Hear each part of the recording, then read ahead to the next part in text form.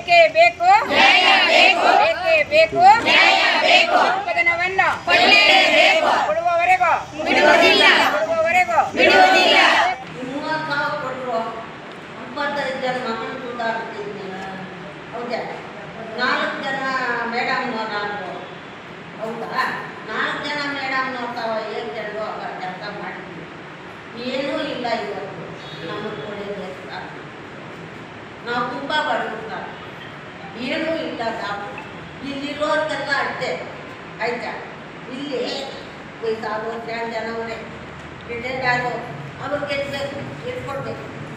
Retired ಆಗ ಅವ್ರಿಗೂ ಅವ್ರು 40,000 ಕೊಟ್ಟವ್ರು, ನಂಗೆ 30,000 ಕೊಟ್ಟವ್ರು. ಕಟ್ಕೊಂಡಿದ್ದೀವಿ ಸರ್. ನಾವು ಕಷ್ಟ ಜಾಸ್ತಿ ಮಾಡಿದ್ದೀವಿ ಸರ್. ನಾವು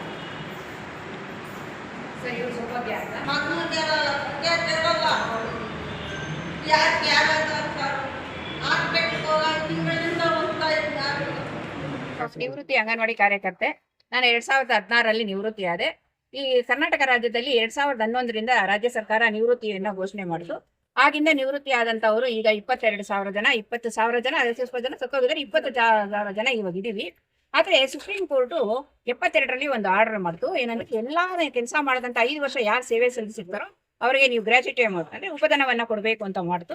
ಅದನ್ನ ಗುಜರಾತ್ ಅಲ್ಲಿ ಒಬ್ರು ಅಂಗನವಾಡಿ ಕಾರ್ಯಕರ್ತೆ ಕೋರ್ಟ್ಗೆ ಹೋಗಿ ಅವ್ರು ಅಲ್ಲಿಂದ ಅದನ್ನ ಗೆದ್ದು ಬಂದಿದ್ದಾರೆ. ಅದನ್ನ ಇಡೀ ದೇಶ ವ್ಯಾಪ್ತಿ ಜಾರಿಗೊಡಬೇಕು ಅಂತ ಮಾಡಿದ್ದಾರೆ. ಅದೇ ರೀತಿ ನಮ್ಮಲ್ಲಿ ಕೂಡ ಜಾರಿ ಮಾಡಿದ್ದಾರೆ. ಈಗ ಸದ್ಯಕ್ಕೆ 39 ಕೋಟಿ ಹಣವನ್ನ ತೆಗೆದಿದ್ದಾರೆ. ಅದನ್ನ ನಮಗೂ ಕೊಡ್ತಾರೆ ಅಂತ ನಾವು ಮಾತುಕತೆ ಬೇಕಾದಷ್ಟನ್ನ ಮಾಡಿದ್ವಿ. ಕಾರ್ಯದರ್ಶಿಗಳು, ಮಿನಿಸ್ಟರ್ ಹತ್ರ ಎಲ್ಲ, ಮುಖ್ಯಮಂತ್ರಿ ಎಲ್ಲ ಮಾಡಿದ್ವಿ. ಕೊಡ್ತೀವಿ ಅಂತ ಎಲ್ಲ ಭರವಸೆ ಕೊಟ್ಬಿಟ್ಟು ದಿನಾಂಕ ಮಾರ್ಚ್ 28, 29ರಲ್ಲಿ ಎಲ್ಲ ಸೇರಿ ನಮ್ಗೆ ಅನ್ಯಾಯ ಮಾಡಿದ್ದಾರೆ. ತುಂಬಾ ಜನಕ್ಕೆ ಅನ್ಯಾಯ ಆಗಿದೆ, ನನಗೂ ಅನ್ಯಾಯ ಆಗಿದೆ. ಯಾಕಂದ್ರೆ ನಾವು ಬರೀ 83,000 ರೂಪಾಯಿ ನಾವು NPS ಅಲ್ಲಿ ತಗೊಂಡಂತವ್ರು. ನಾನು 39 ವರ್ಷ ನಾನು ಕೆಲಸ ಮಾಡಿದೀನಿ. ಯಾಕೆ ನಿವೃತ್ತಿ ಆದಂತವ್ರಿಗೆ 11ರಿಂದ ಕೊಡ್ಬೇಕಿತ್ತು. ಅವರು ಒಂದು ಕಾನೂನಲ್ಲಿ ಇರೋವಾಗ ಒಂದು ಸುಪ್ರೀಂ ಕೋರ್ಟ್ ಆದೇಶವನ್ನೇ ತಿರಸ್ಕಾರ ಮಾಡಿದ ರಾಜ್ಯ ಸರ್ಕಾರ ಅಂದಾಗ ಇದು ತುಂಬಾ ಬೇಸರವಾದಂತ ವಿಷಯ.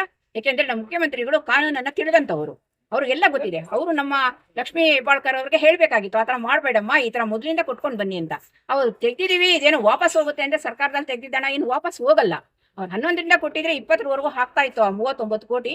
ಮತ್ತೆ ತೆಗೆದಂತ ಇವಾಗ 5 ವರ್ಷ ಏನಿದೆ ಅದಕ್ಕೆ ಕೊಡ್ಬೋದಾಗಿತ್ತು. ಆದ್ರೆ ಅವ್ರು ಕೊಟ್ಟಿಲ್ಲ. ನಮ್ಮೆಲ್ಲ ಹೆಣ್ಮಕ್ಳಿಗೂ ಅನ್ಯಾಯ ಆಗಿದೆ ಅಂತ ನಾನು ಇವತ್ತು ಒಂದು ಮುಷ್ಕರ ಮಾಡ್ಬೇಕಿತ್ತು. ಇವತ್ತು DC ಆಫೀಸ್ ಹತ್ರ ನಮ್ಮ ಕಾರ್ಯಕ್ರಮ ಹಾಗೆ ಇತ್ತು.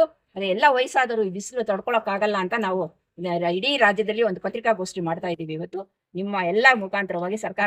ಎಷ್ಟು ಜನ ಇದ್ರು ಸರ್ ಜಿಲ್ಲೆದೆಲ್ಲ ತಗೊಂಡಿಲ್ಲ ನಾನು, ಬರೀ ನಮ್ಮ ತಾಲೂಕು ಮಾತ್ರ ತಗೊಂಡಿದ್ದೀನಿ. 129 ಜನ ಇದೀವಿ ನಾವು. ಅಂದ್ರೆ ಇದರಲ್ಲಿ ಮಧ್ಯದಲ್ಲಿ ಬಿಟ್ಟೋಗಿರೋರ್ನ ಬಿಟ್ಬಿಟ್ಟಿದ್ದಾರೆ, ಇವರು ಮರಣ ಹೋಗಿರೋರ್ನ ಮಾತ್ರ ತಗೊಂಡಿದ್ದಾರೆ. ಮತ್ತೆ ನಾವು ನಿವೃತ್ತಿ ಆದವರೆಲ್ಲ 129 ಜನ ಇದೆ. ಬಿಡೋದೇ ಇಲ್ಲ ಸರ್, ಬಿಡಕ್ ಸಾಧ್ಯನೇ ಇಲ್ಲ. ಯಾಕೆಂದ್ರೆ ನಾವು ₹100 ಗೌರವಧನದಿಂದ ಇವತ್ತು 11,500 ಬಂದಿದೆ ಅಂದ್ರೆ ಸರ್ಕಾರ ಆಗ್ಲಿ ಯಾವ ಅಧಿಕಾರಿ ಕೊಡ್ಸಿಲ್ಲ ಸರ್ ನಮ್ಗೆ. ಪ್ರತಿ ಹೆಜ್ಜೆಗೂ ಆಗಾಗ ಸ್ಟ್ರೈಕ್ಗಳು ಮಾಡಿ ಮಾಡಿ ಮಾಡಿ ಮಾಡಿ ನಾವು ಪಡ್ಕೊಂಡಿರೋದು. ಇದನ್ನು ಕೊಡ್ಕೋತೀವಿ, ಬಿಡೋದಂತೂ ಇಲ್ಲ. ಅಷ್ಟೊತ್ತು ಯಾರು ಇರ್ತೀವೋ ಯಾರಿಲ್ಲ ಗೊತ್ತಿಲ್ಲ. ಇರೋರಂತ ಅದನ್ನ ಮುಂದುವರ್ಸ್ಕೊಂಡು ಹೋಗ್ತೀವಿ. ಸತ್ತೋಗೋರು ಅಂತವ್ರಿಗೆ ಇರುವಂತವ್ರಿಗೆ ಖಂಡಿತ ಇದನ್ನ ಸರ್ಕಾರ ಕೊಡ್ಲೇಬೇಕು. ನೀವು ಎಲ್ಲ ಸಹಕಾರ ಕೊಡ್ಬೇಕು ಅಂತ ನಾವು ನಂಬಿರ್ತೀವಿ ಸರ್.